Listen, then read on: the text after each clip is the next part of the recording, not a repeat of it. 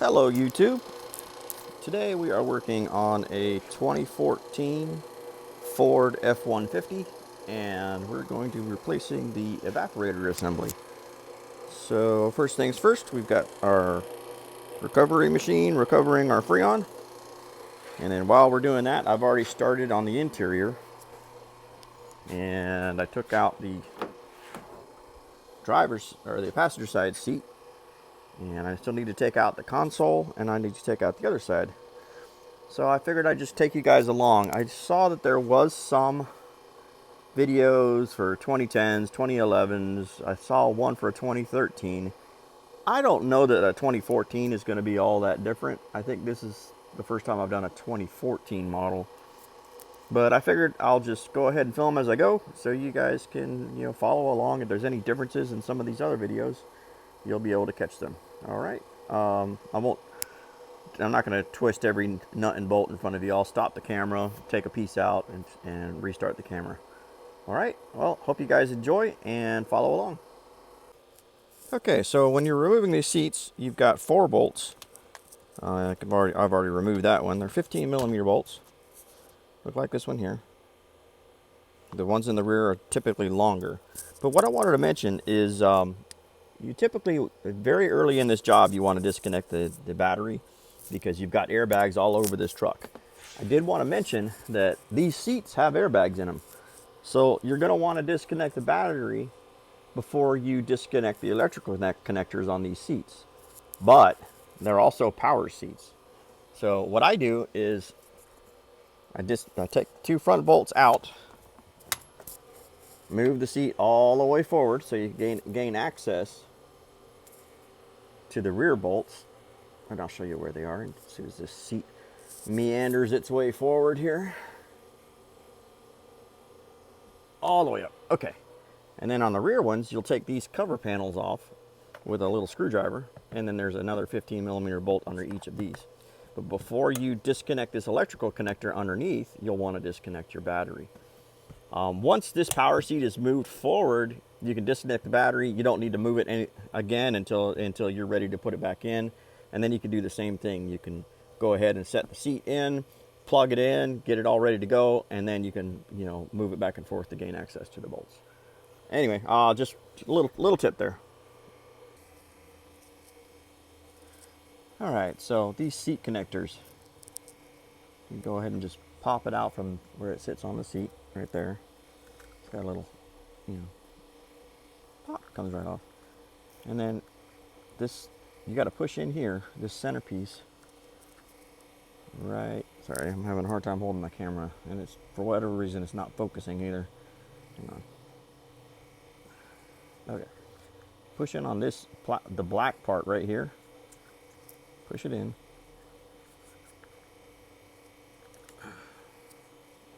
Hard to do with one hand.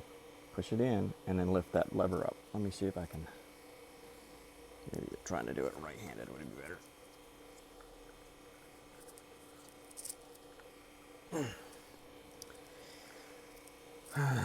One-handed. I don't know how people do things with one hand. All right, here we go. All right, so yeah, you push that little lever in and then you can get this to come up. That piece right there has to go in. And then there she is. That right there is what these bolts thread into. It's aluminum blocks. I guess that's why it has weird threads. But yeah, it just lifts right off. No problem. Okay, so you want to be careful that you disconnect this connector right there before you pull this console all the way out. And it's kind of a booger to get to. There's a little tab. You can see it just above the purple and black wires. You want to hit that tab to pull the connector off. I am not going to be able to do that one-handed. I'm going to put the camera down. There you go. That side will just stay attached to the vehicle, and your harness just pops right off. And as you can see, this is the perfect time to do yourself or your customer a solid by vacuuming. That's a little better. So the next thing we're going to do is start taking some of the plastics out of the way. I'm going to take this piece out right here, pop it up. There we go. Pop. Pop. Oh, come on. There we go.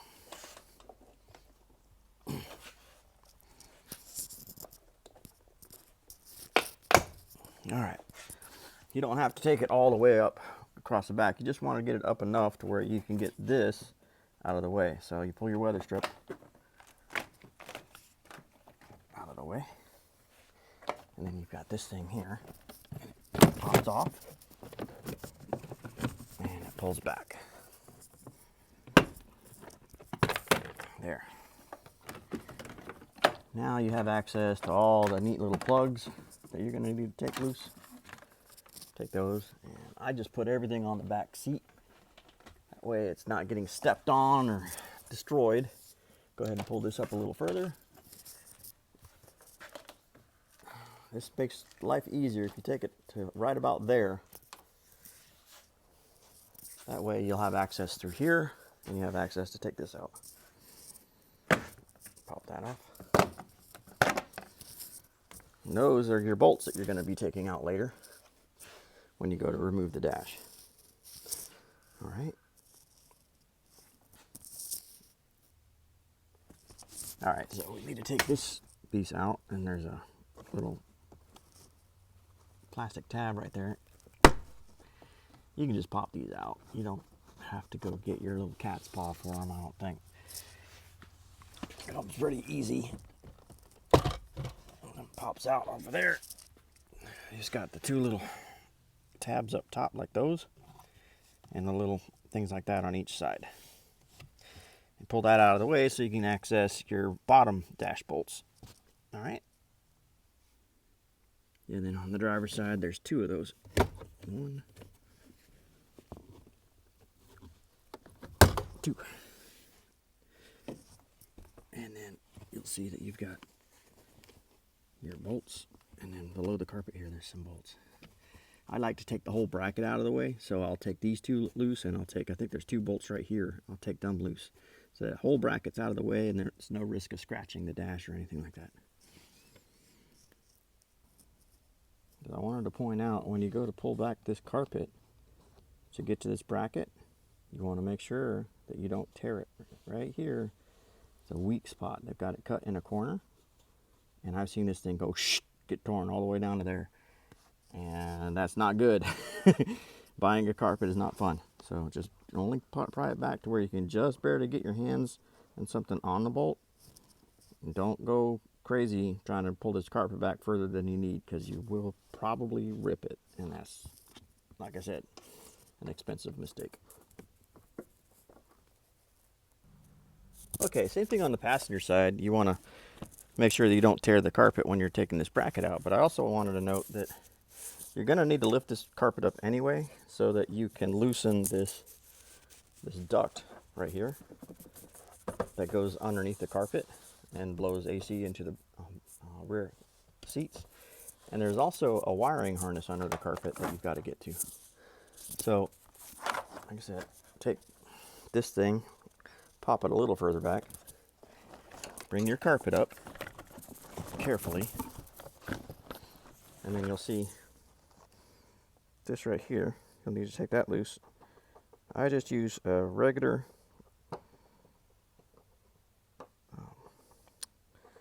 pocket screwdriver to twist it upwards,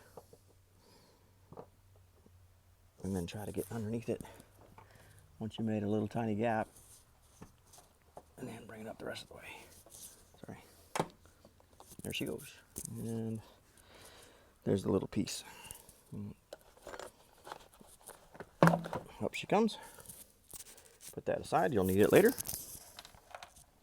And then up she goes. All right, so we're trying to loosen that duct. Got another one of those little screws there. I have found on most of these trucks, as long as you disconnect the passenger side, you can wriggle it enough to where you don't have to do it on the driver's side. I'm going to see if that works on this one too. And then back here, I don't know if you guys can see. Let me get a flashlight.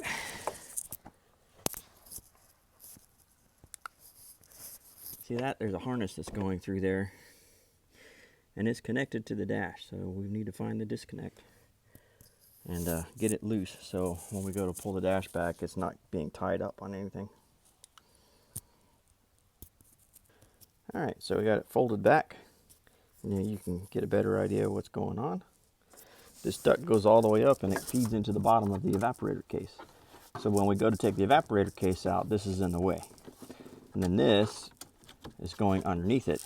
So what we're going to do is we're going to disconnect it there, move this out of the way, and then get this harness free of it so that we can move the dash back without that being caught up on the ductwork. So I got another one of these things. They just love these darn things. Sometimes they thread up, sometimes they don't. This one's cooperating. Yay. The reason why I use the pocket screwdriver instead of a Phillips, even though it has a Phillips head, is by the nature of a Phillips, you have to push down in order to make it engage. And of course, the plastic screw just pops back in place. So with the flathead, it barely grabs the sides, and you don't have to put any downward force. That's why I use it. All right, I'm gonna move this out of the way. Here's where that harness went. So we already have our battery disconnected because this is your restraint control module. That means it's the one for your airbags. Okay, pop that tab. This wriggle, wriggle, wriggle. Out she comes. And then there's another one of those screwy things right there. We'll take loose that, and we can feed this harness out from under the there, and we can pop it loose here, and we can bring it out from under the ducts, and we're free and clear. Okay. And finally, we need to use our cat's paw. This one wasn't coming out the normal way. There she goes. Now we can get it out of there. Oh, there's one underneath. All right. Lift it up. Look, there's another one. These guys are killing me. All right, well, we'll get that one out, and then we'll be able to pull this. And see, look, now we can navigate around that. I don't have to take the driver's side apart. I don't have to pull the carpet up over there. I don't have to do anything over there because I've got enough wiggle room to keep that out of the way as I'm pulling the dash in, or pulling the evaporator case in now. See? All right, anyway, we'll take loose that one scrivet. I think that's what they're actually called, is a scrivet. And then we'll have that harness clear. Good, now we're going to do the same thing on the driver's side. Take some of the plastic out of the way. So we'll do the same thing. Pull up this, whatever they call this strip here. And pop.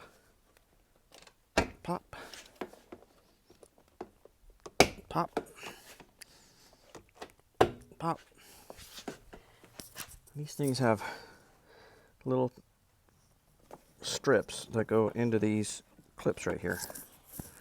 And the reason why I don't like to take the whole thing off if I don't have to is they line up so much easier if they've already got one or two of these still in place. So if I don't have to take the whole thing out, I don't. I take enough to where I get some flex, and then I leave it.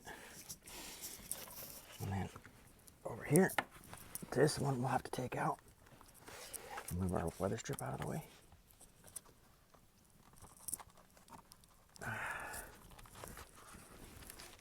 This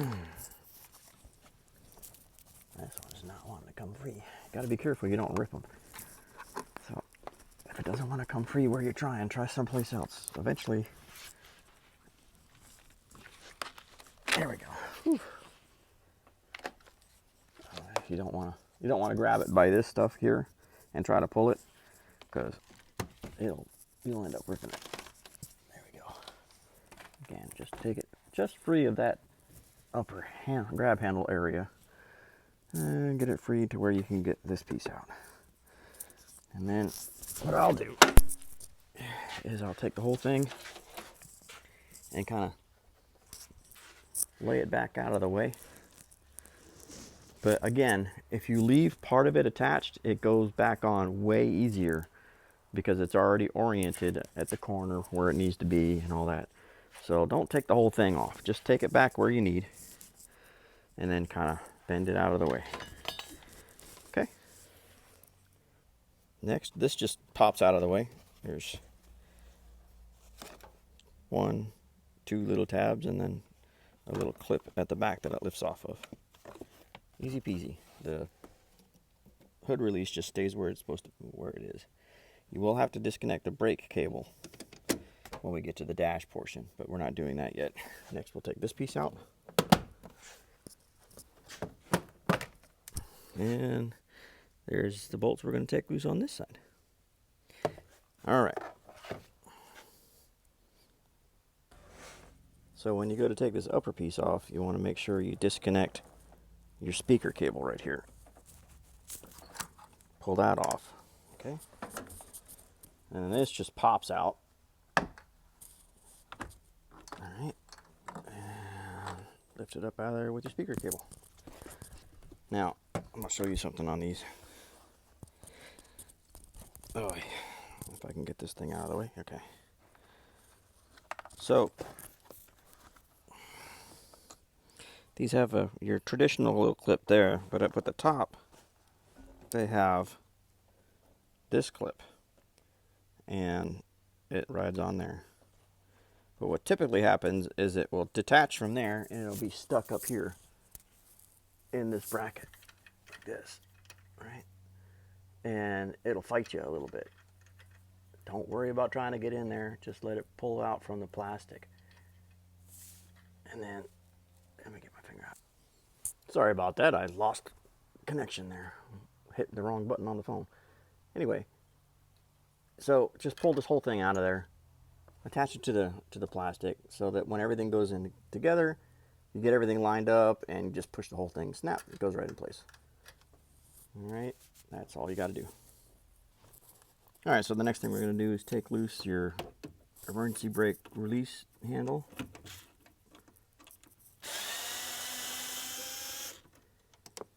Guess that is a very crusty snap-on drill driver there.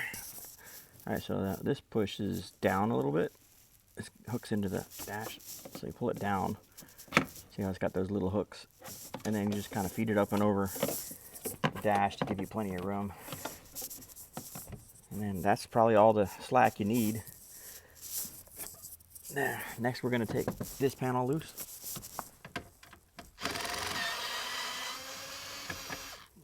Three screws. These are all 7mm, by the way.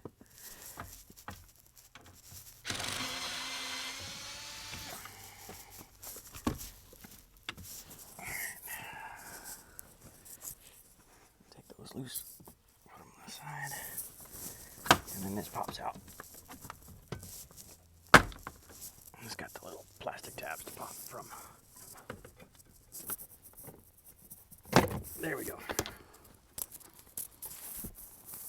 All right, on to the next step.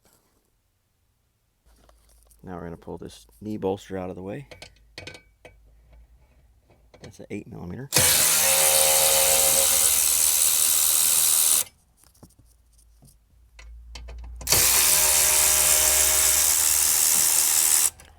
Now the reason I'm doing this isn't necessarily that you have to take these off.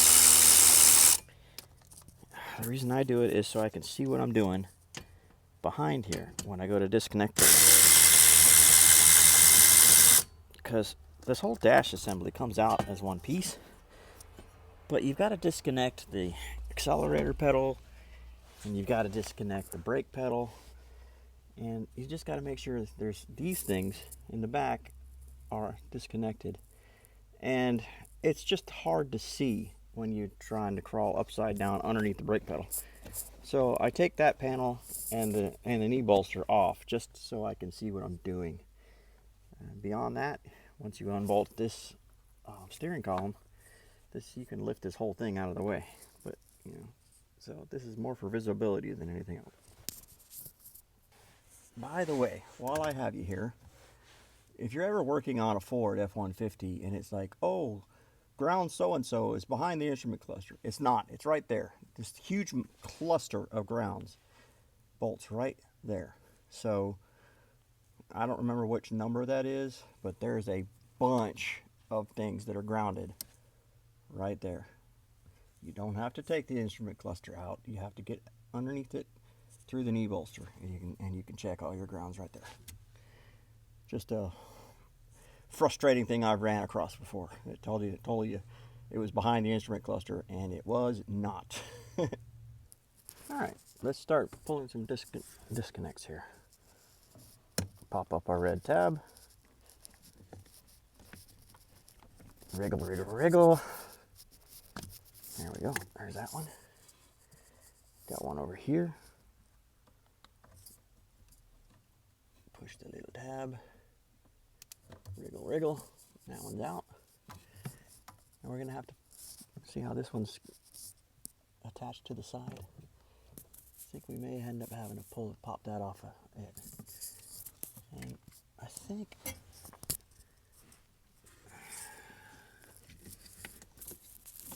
that's it for those ones. Let me double check. Be right back.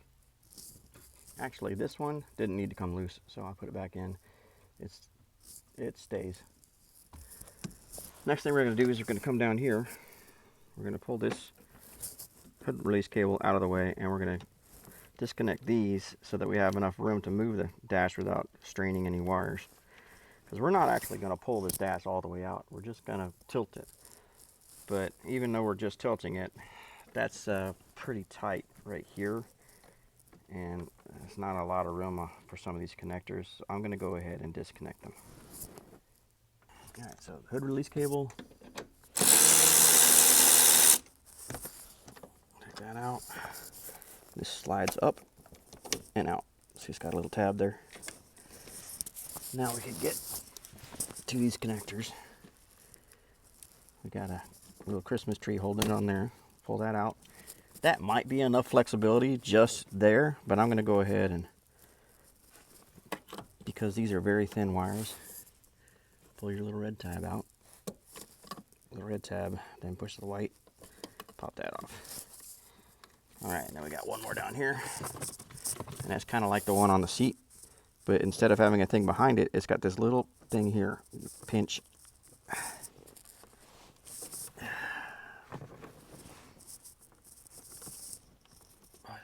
Not fun. It's like 1 minute you have to have giant fingers, the next minute you have to have itty bitty tiny fingers. There we go. So you pull that and like use your thumbnail to kind of lift that up, that little tiny latch there, and then you can disconnect that. And out she goes. Now we got plenty of room. See? Now I also see that we have another ground right there. I don't know if that's going to be strained or not. I think that's on the dash side of the harness.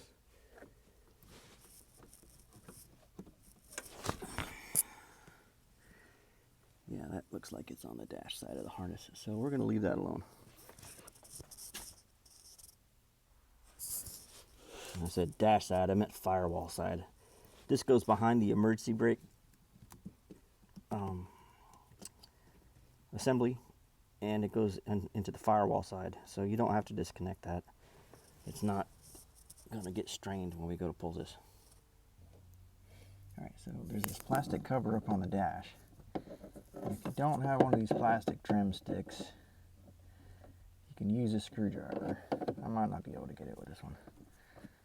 But either way, go in through the side. There's a large, there we go, got it. There's a larger gap on the side than there is in the front. So you can get further in and you run less chance of gouging. You don't want to gouge a yucky spot on your dash. So like I said, go in through the side and try to pop it up that way. There's 1, 2, 3, 4, 5 tabs. I'd already popped this side loose before I got to this side. It's tighter in here than it is out here. But anyway, You could use a pocket screwdriver for that, but like I said, don't try to go in through the front. You'll make a yucky mess trying to go in through the front. Same thing here. Go in with your tool. I've already got it started, so you can try to work it from the front, but you don't want to start it from the front. And then this one's fighting me a little bit. There we go.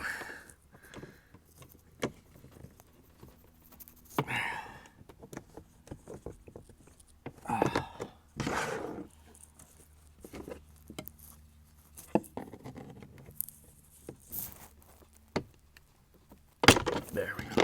Whew. And we take those out because there's some bolts behind there that we got to get to. I don't know if I can get this silly iPhone to go look back there or not.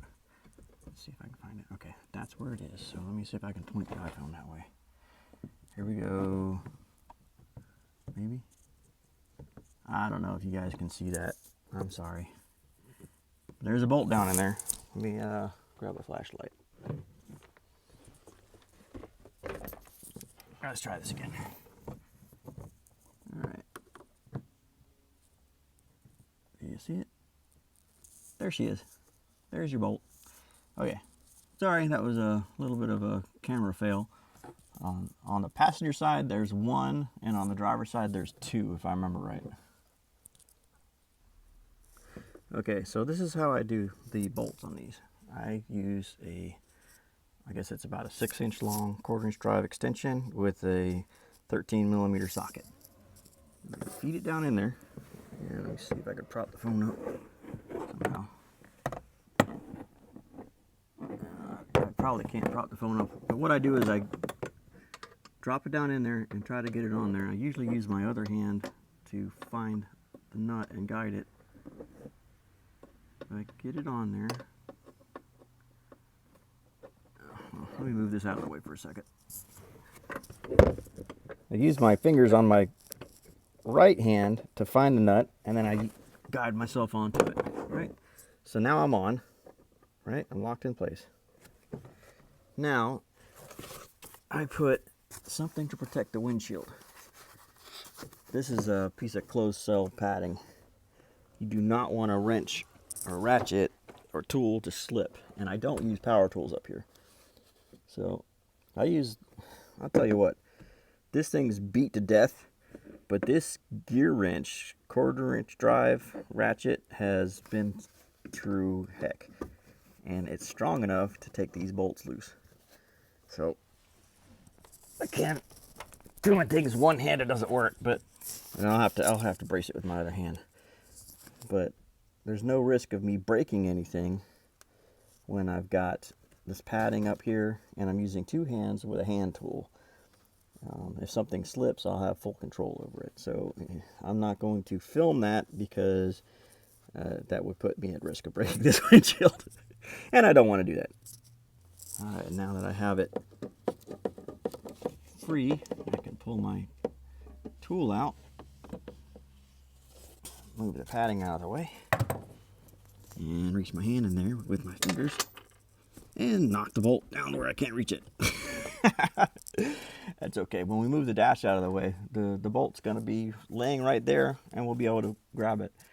So don't panic. We'll have a way to prevent doing that once the dash is going back in. But on the way out, it really doesn't matter if it drops. You're going to find it. It'll be blatantly obvious where it's at once you get the dash out of the way. Same deal over here on the driver's side. Get it lined up. Get your padding in the way. And grab your ratchet.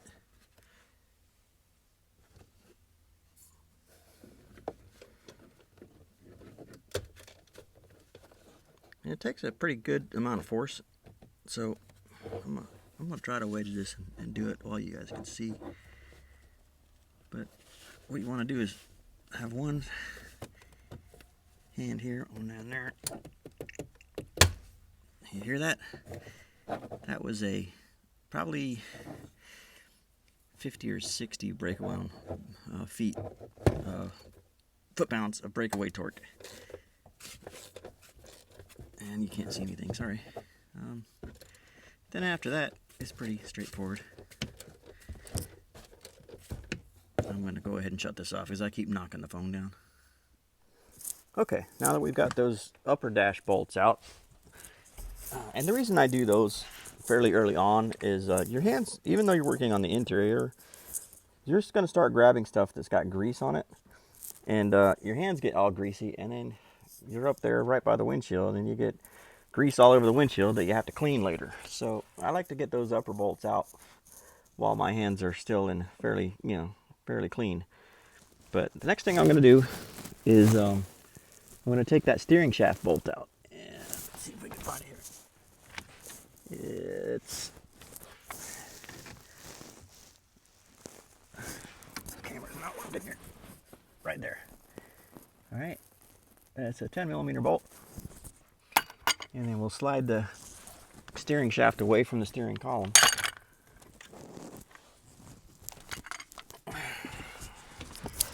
Oh, sorry. Try to get everything down in here. Shaky cam.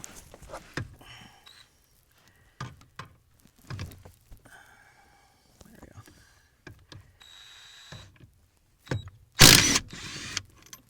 All right. There's that. Well, of course, blurry as all get out because I must have touched the camera on the way.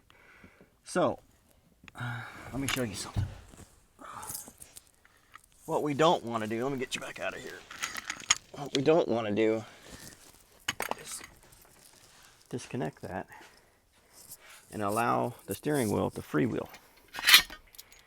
So, get yourself a pair of, small locking pliers. Come back up underneath here and try to keep your fingers out of the way of the camera. Oh, that's me. You see this section right here? That's your steering shaft that are inside the column. So you can put that right there, and now when you go to pull this backwards, well, now we're disconnected. The steering wheel can't go more than that far, right? That's all you need. You just need something to stop it from free spinning. You don't need it to be, zip tied down, duct taped, what everybody else does, but just enough to where you don't accidentally spin it over one time. All right, so now it's ready to go. That can stay on there while we pull the dash backwards. All right, so next we're going to take these bolts out.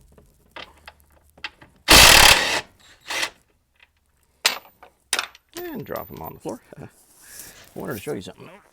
All right, so these bolts are a 8mm by 1.25, and on the driver's side, like I mentioned before, we're not pulling this entire dash out. We're just going to slide it forward.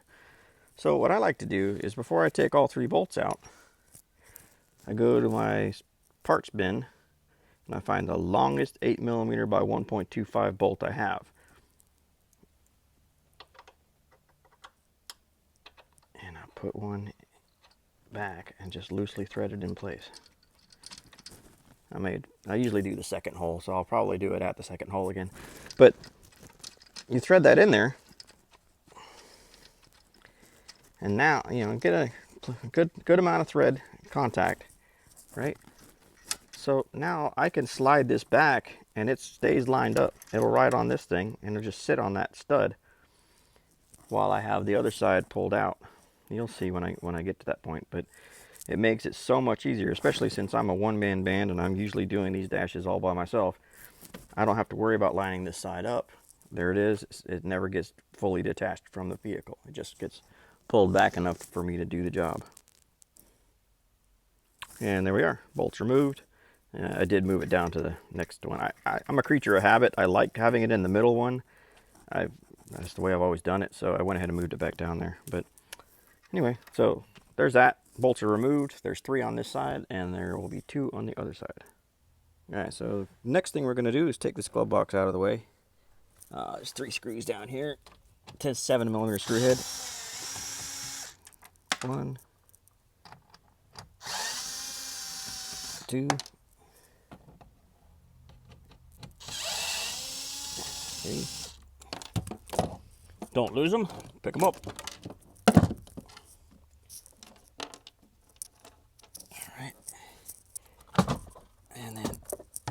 comes. Now you can see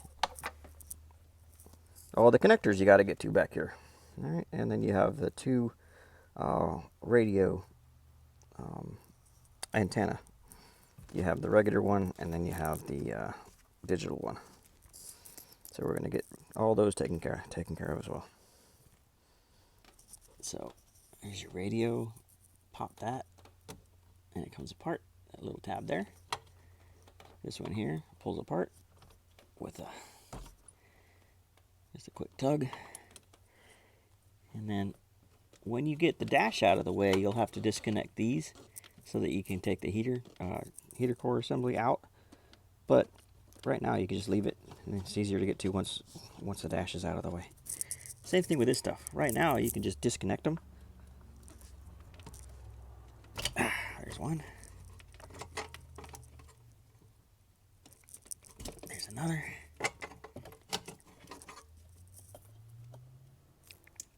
There's a third. And then another one up here.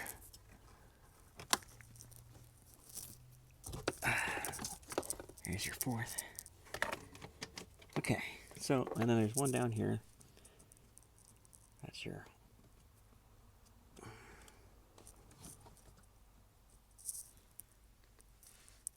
Oh, you guys can't see what I'm doing. Sorry. This one right here. Alright. So now they're all disconnected. But what we'll see is that I think, if I remember right, all of these are on the firewall side of the harness. So we don't have to fight with it from behind the dash. We can take the dash out, and then we'll have to fight with these. So now we're going to move further down. We've got these little guys down here. This one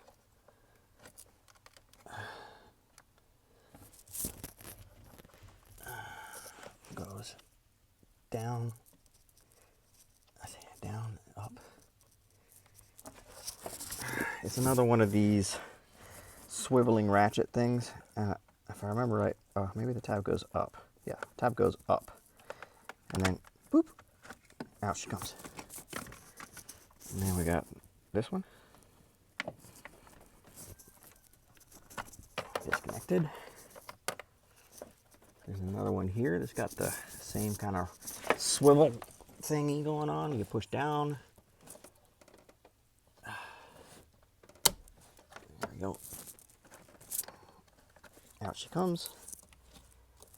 There's this one. Just a regular push tab style.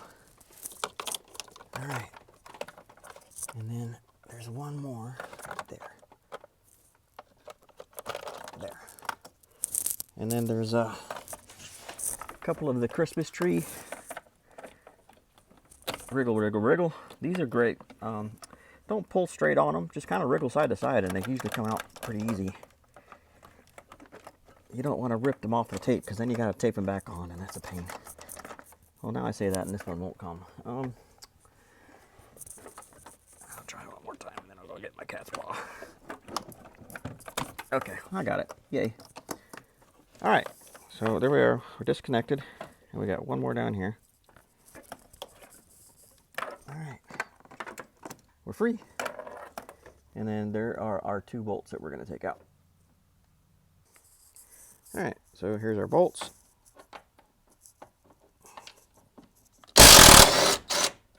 One.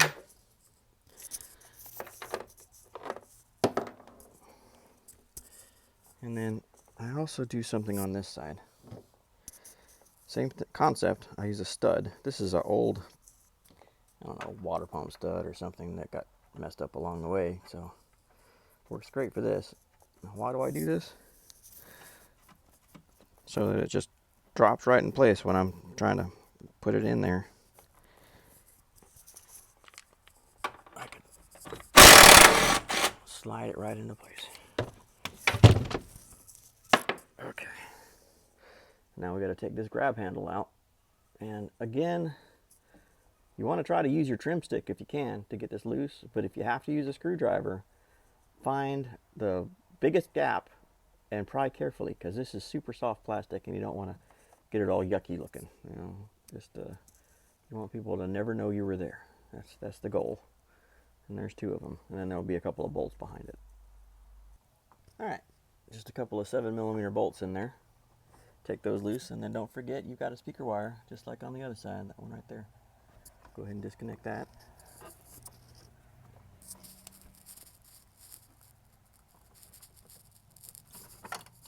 There she goes.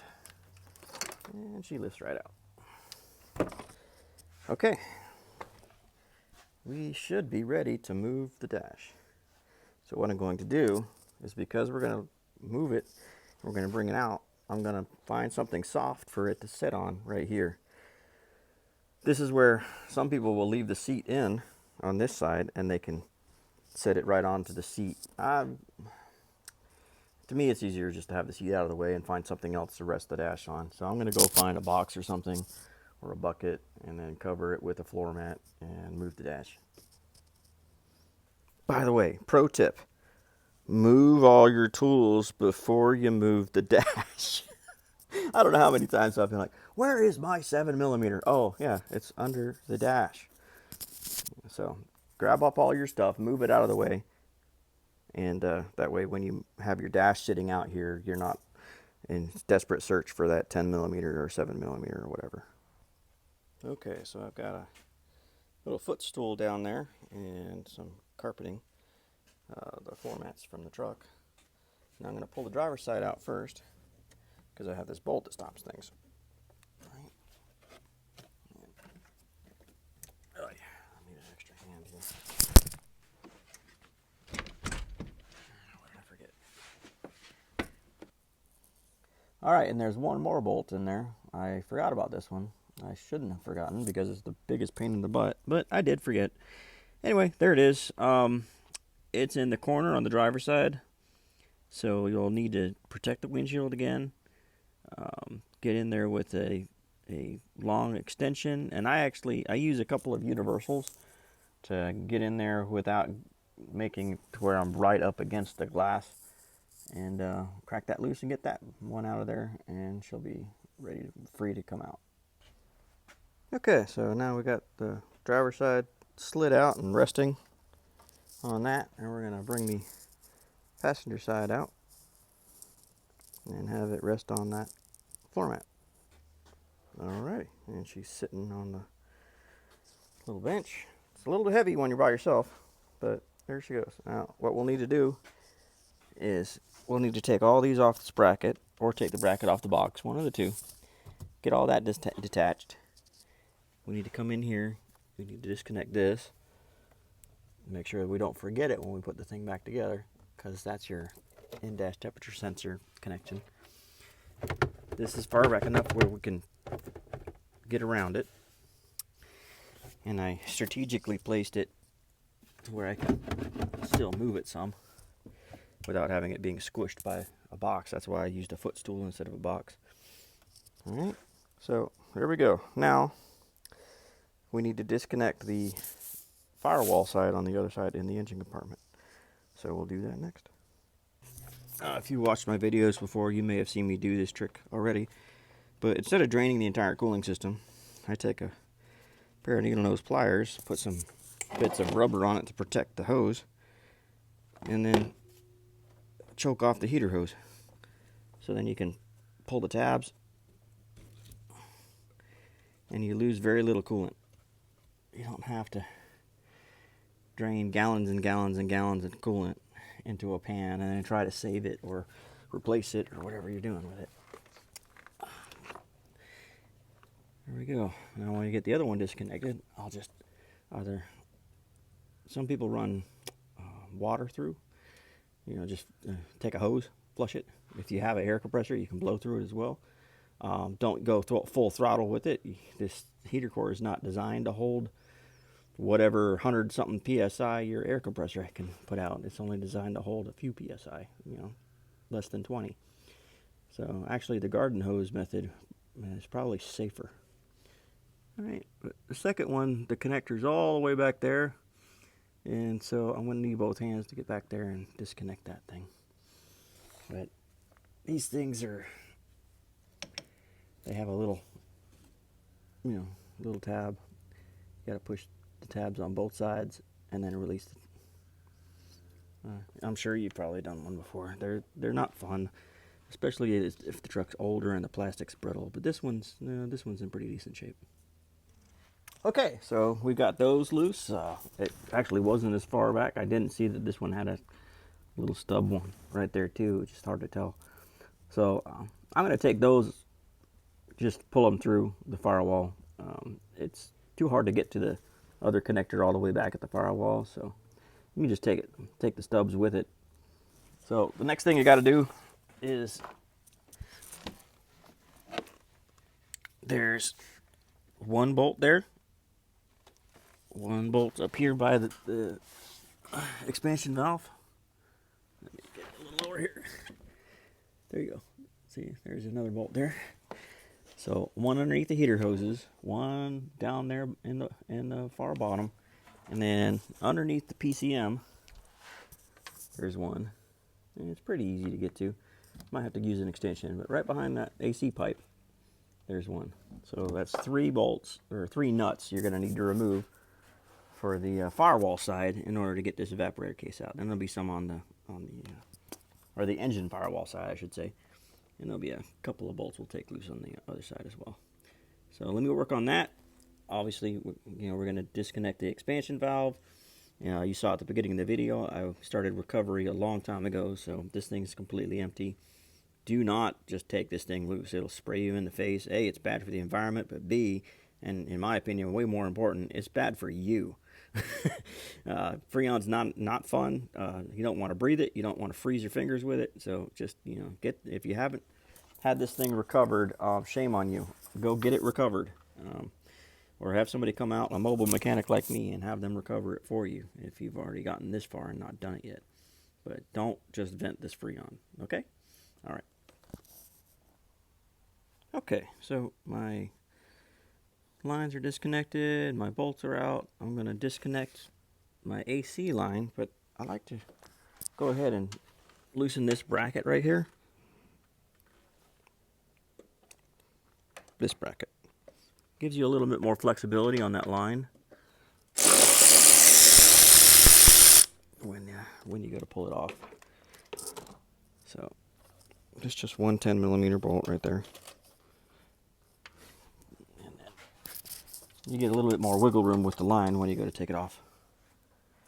Now we'll take that line out. All right, 13mm.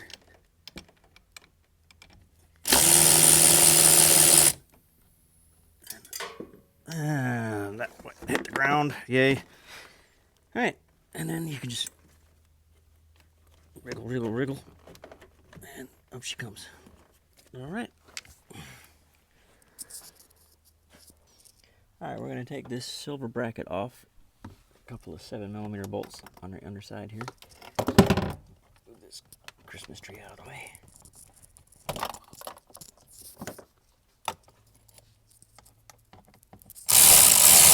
Oh, maybe they're 8mm. My bad. I'm tangled up.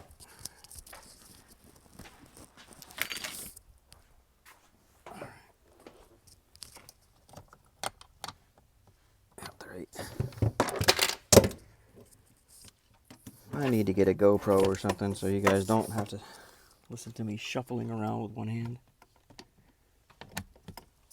Okay. There's one.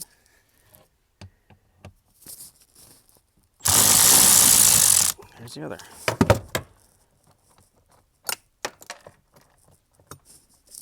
And then this bracket comes free, so we don't have to worry about disconnecting a bunch of stuff. There's a Christmas tree to attach right here, like that. And then another one right here to pull up. Ow. Okay. Then we come up here, disconnect this. Pop your tab, disconnect this. Follow it around. Got another little Christmas tree right here. She's out.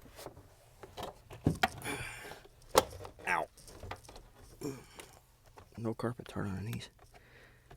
Another Christmas tree. Wriggle, wriggle. And then there's 2 more on this side.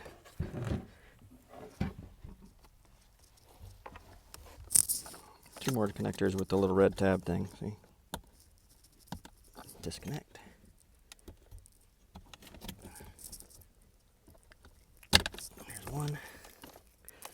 Yet another Christmas tree. Oh, actually, there was only one.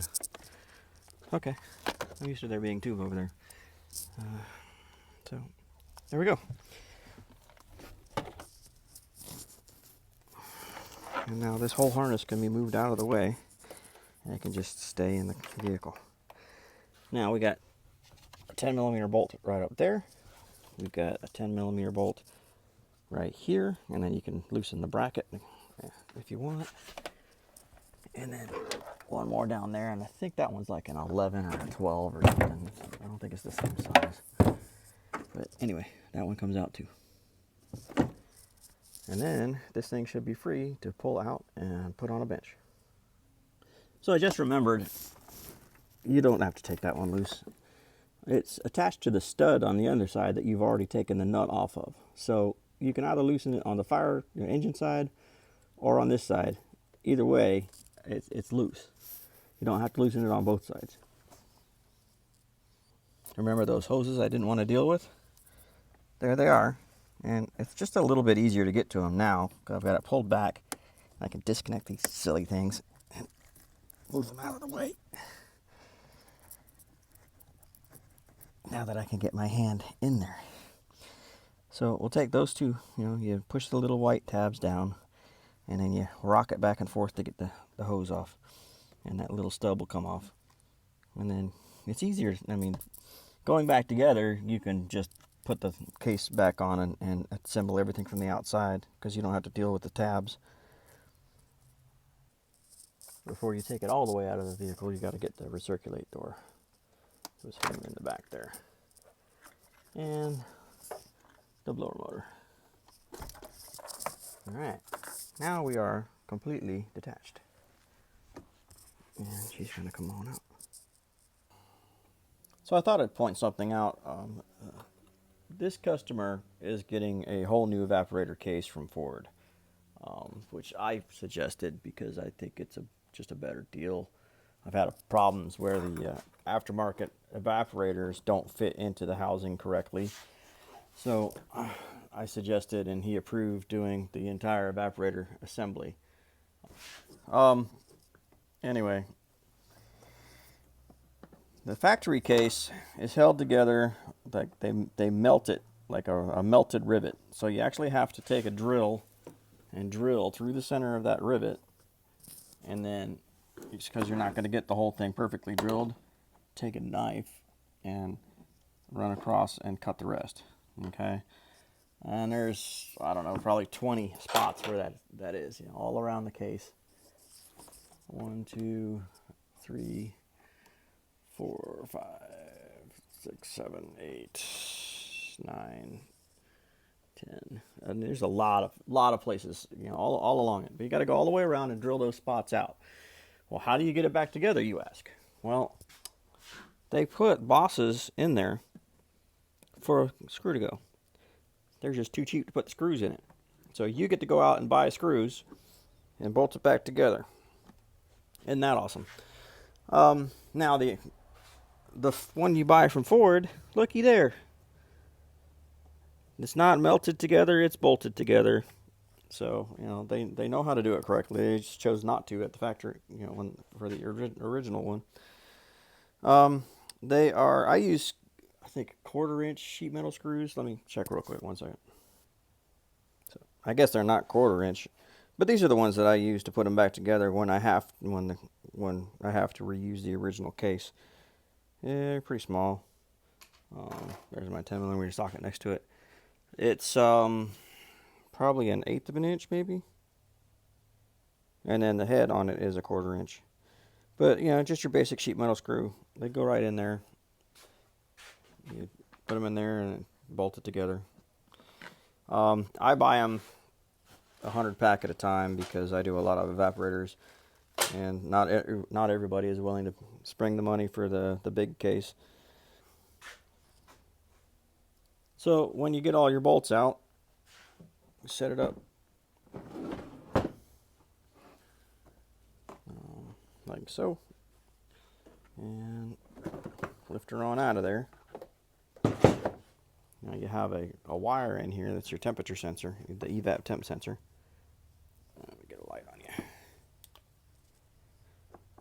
So you want to pull that out from right there. There you go.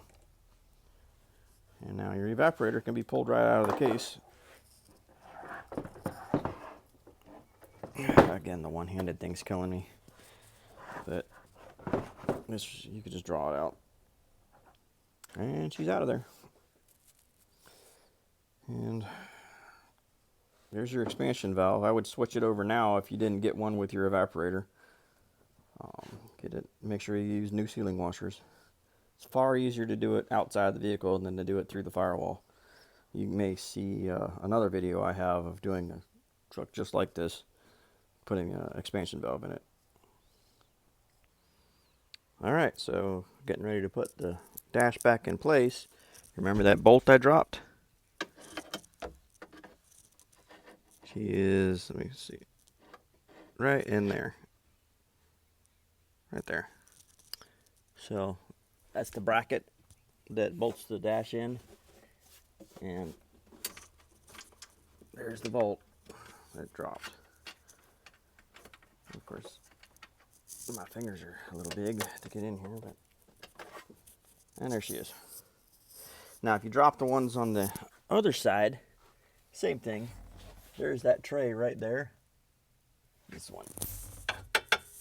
And they'll be sitting inside that tray. That's where the bolts go for that. And then the one down at the very end, if that one drops, it just goes on the floor. So don't be worried if you drop your bolt. You'll find it. Just don't put the dash back in and forget that you needed to look for it, because then you'll have to take it back out again.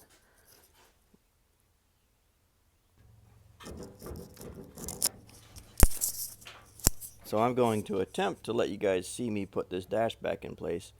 I've already got my hose reattached to the box, and like I said, the other side is sitting on that guide pin that I made, so I should be able to just lift it and set it in place.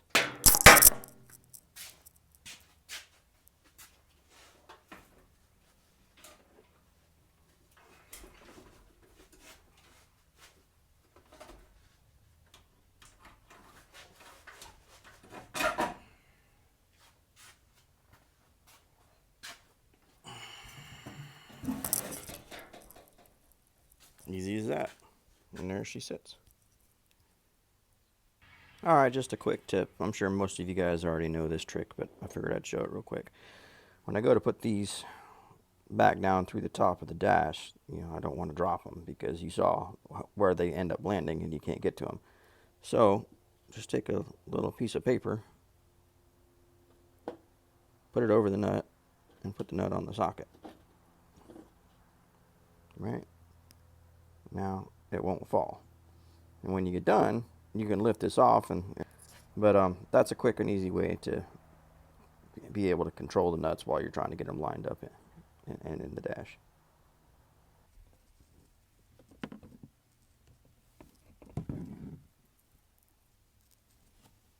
Alright, so I'm going to try to leave that camera up there so you can see me push this thing in. It's actually helping me see too. There she is, and she's in place. Get her started.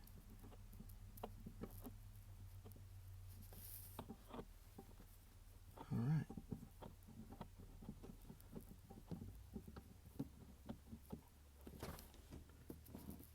Okay, and then there she is. So now we'll go get our protective coating and our ratchet and do the same thing with the padding, put it there, and then we'll tighten that up.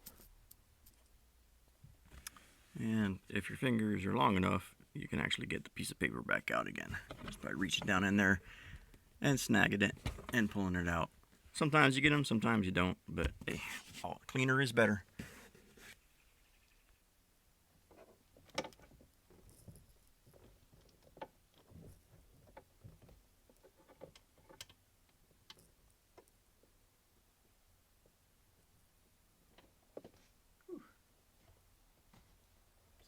actually helping me out on this one.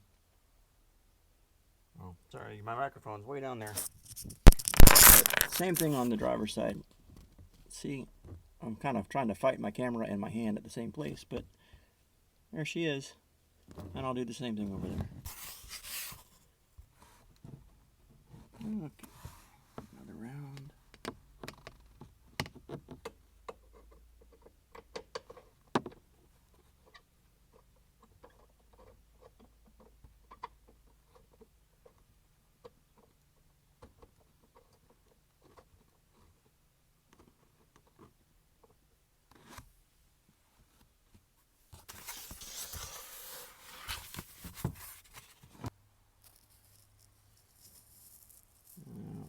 Be able to show you that one.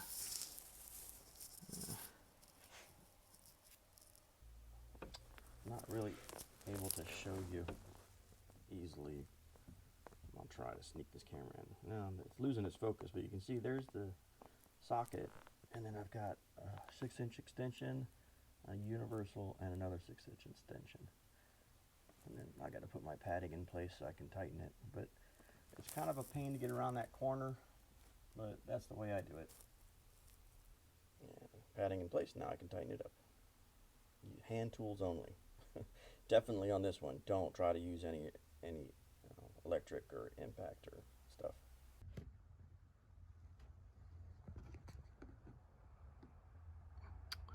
And there she is. So we're gonna put the A-pillar trim back in. That's this one. Don't forget to feed your speaker wire through first and then snap it into place. All right, so A-pillar trim is in. We made sure we plugged her in. Now we're gonna put this little side cover back on, and we'll put the kick panel back on, and we'll put the weather stripping, this stuff, back on. And then we can put this back in place. I've actually put that back where it needs to be. Don't forget to hook up your electrical connectors down here. That one,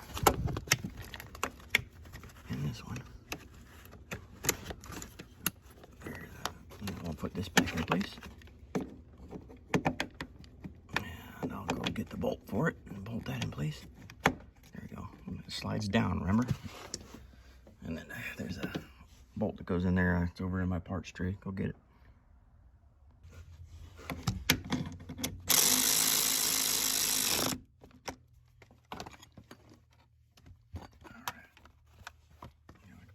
This piece back in. I keep grabbing the camera the wrong way. Let's get that lined up into the little tabs. See, there's a little guide pin there, and then you got your tab above it.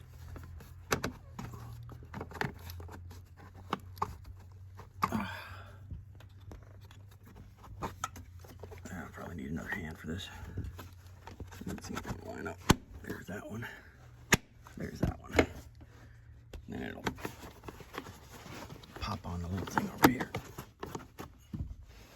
Alright, and now we can put our weather strip on and then put this thing down. When I do the weather stripping, I just want to roll it up in there. Kind of, because what our natural tendency to do is actually we'll try to stretch it some. So if you kind of push it into the corner, it seems to work out well. And then you'll see that the bend matches the bend it used to have. Like when it gets down to this corner, you'll see, okay, good. Everything lines up. And then I'll go and just push it back up into the spots. Push it back up. All right. That's a little weird, but I think that's supposed to be a little weird there. And then do the same thing down there. And move this trim out of the way as far back as wherever you went. get it all in, and then you set this back down on top. All right, so make sure you get your thing in that little narrow channel. Get it lined up where you want it, like that. Pop, pop, and she's smooth. All right, same thing on this side. Make sure you got your wire through. There is a tab right there. It's not one of those crazy ones, it's just a normal one. So get your tab lined up with your slot.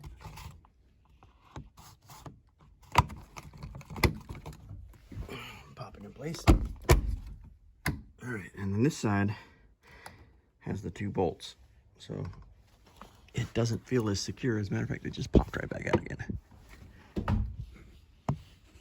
Let's make sure we didn't lose our clip. No, clip's there.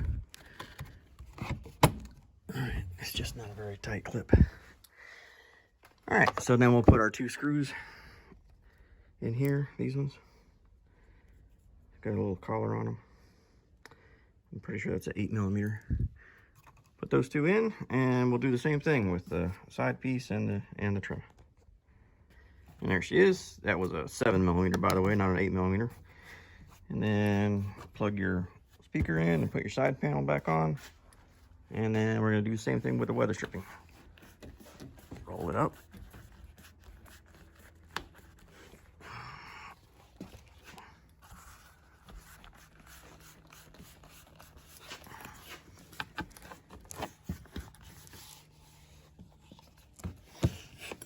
And then smooth it into the corners. I wanna get it nice and even in there. And then just continue that on down. Sometimes when you pull these things up, these clips will pop off with it. And the orientation goes like this. You can actually see where they were on before. They scratch the paint when they go on.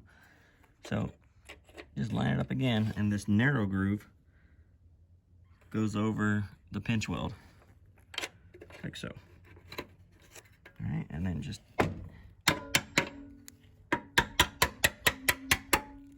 tap it on, and you're good to go. All right.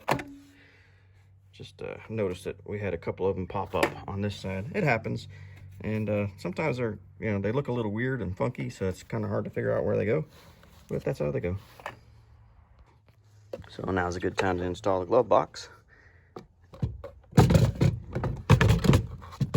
I just let the latch hold it in place, and then come down here, make sure you get these lined up. There's a little, you can kind of feel it pop into place. Once you feel it pop into place, you're good.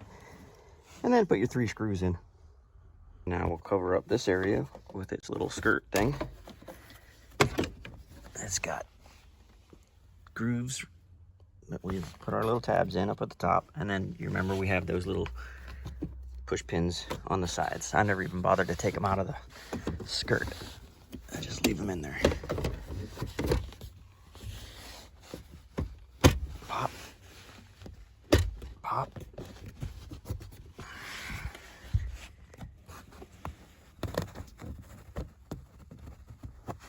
Push.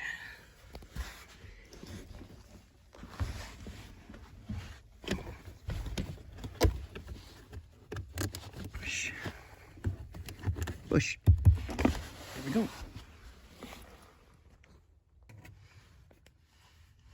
All right, now it's time to reconnect the steering shaft. Get my fingers out of the way. And it slides up.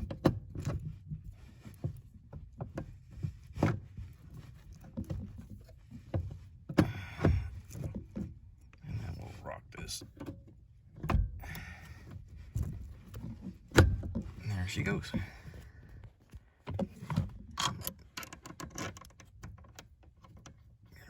Place. Now that it's on there, we can take these off. And we'll tighten that up. Alright, so just make sure we got all our connectors connected. Which, by the way, it turns out I didn't even have to disconnect this one either. But I've just now figured that out. So if you're watching this before you do all the work, don't bother disconnecting the accelerator pedal. looking good. So we're gonna put our knee bolster, that aluminum sheet, back in place, or maybe it's steel. Yeah, it's steel. We'll put that back in. And then we'll put the kick plate back on, and I think we'll be done with the trim at that point. Put our brake lever right back on. There we go.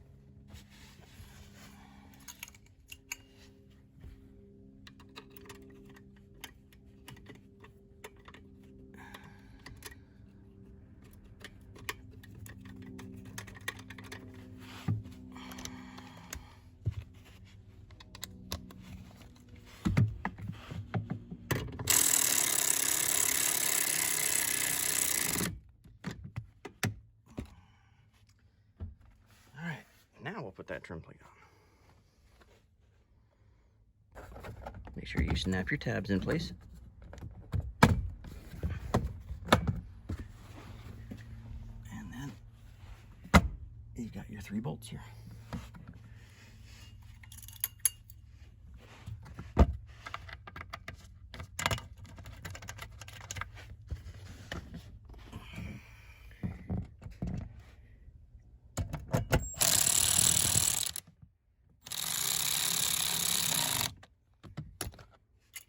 Don't have to be all that tight. And if you're using an electric ratchet like me, make sure you're going slow, because these will snap. Pull the little copper tabs through. You just gotta basically touch. I think like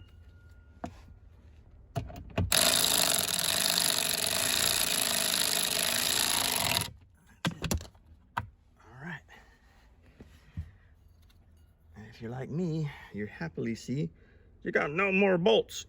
That's good. You don't want to have leftover bolts. Having leftover bolts is bad. So obviously I have another tray with my seat bolts, but all my trim, everything went back. I have no leftover parts. That's the way it should be. If you have an extra screw, that thing's not extra. Go find out where it went.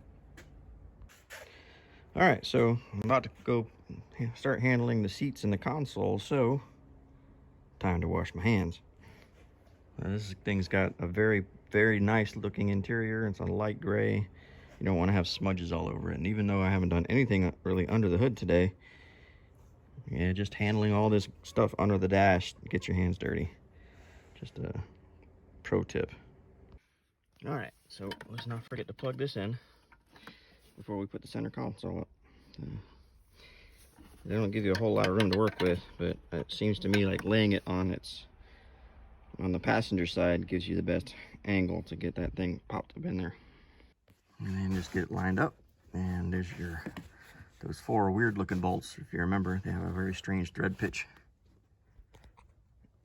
All right, I'm gonna put our seats back in. Long bolts go in the back, and then the short bolts go in the front.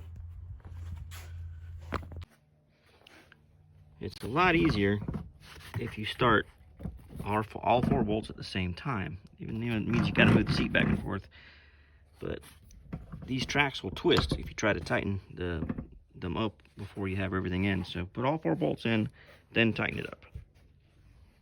I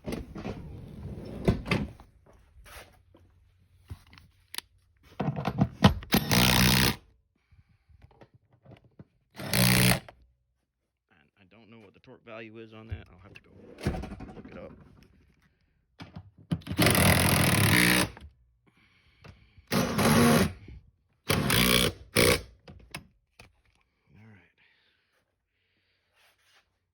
And go look up the torque on it.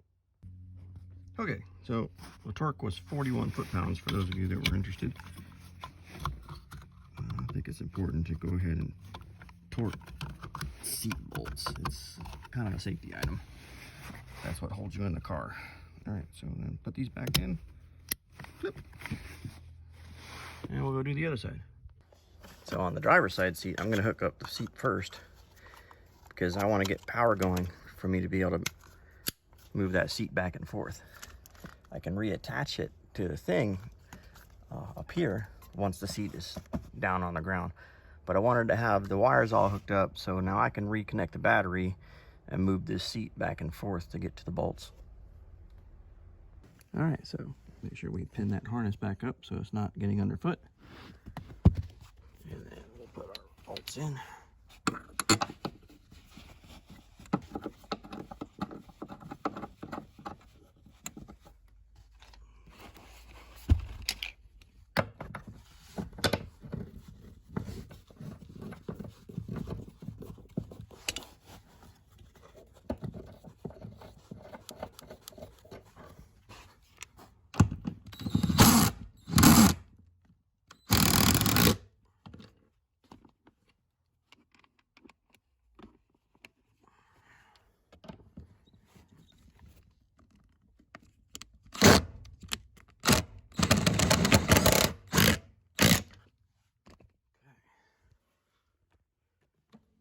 Rolling, rolling, rolling.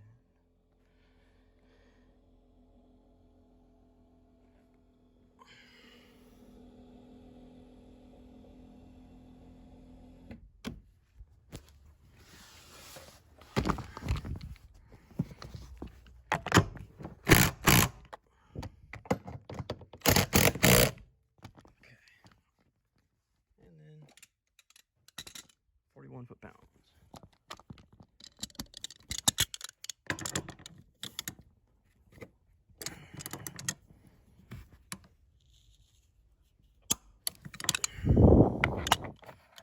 Well, you get the idea. I'm not going to film all 4 of them, but yeah, just torque them down.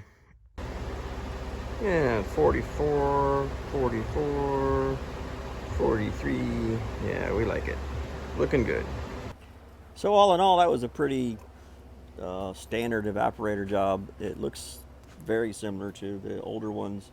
I did notice that the console's bolted in a slightly differently. A couple of little things here and there, but if you've done a 2009 and up, you'll do it. 2014 is basically the exact same thing. So it went pretty easy, pretty smooth. Again, just be cautious. I mean, there's expensive parts that you can break when you do these, but it's pretty straightforward as far as repairing it. Anyway, you guys have a great day. I hope this helped you, and may the Lord bless you and keep you, and make his face shine upon you and give you peace.